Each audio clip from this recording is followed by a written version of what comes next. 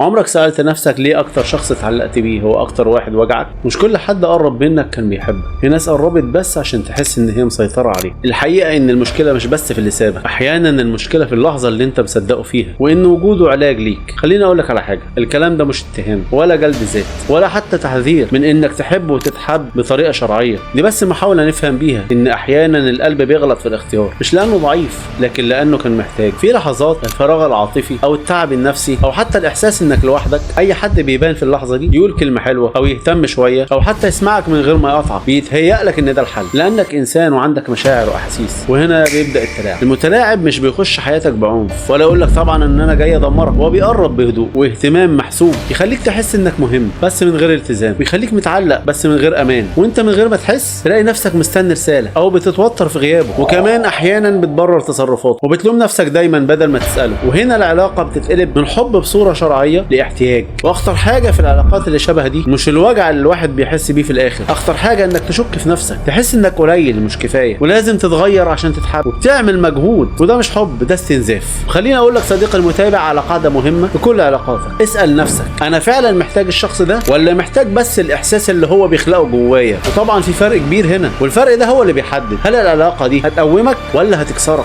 وعشان كده مش كل بدايه بيبقى شكلها حلو تبقى صح، لان كل بدايه لا ترضي الله غالبا نهايتها لا ترضيك. مش تهديد ولا تخويف، لكن دي قواعد في الحياه احنا بنعيشها وشايفينها. وعشان كده صديقي المتابع، لو الكلام ده لمس حاجه جواك راجع علاقاتك، خصوصا باللي هيبقى شريك حياتك، عشان تفهم انت رايح على فين. وافتكر ان اللي بيحبك بجد ما يخليكش تشك في نفسك وفي قيمتك. ولو حسيت ان في حد محتاج الكلام ده اعمل له شير واكتب لي تعليق في الكومنتات. وجزاكم الله خير، والسلام عليكم ورحمه الله وبركاته.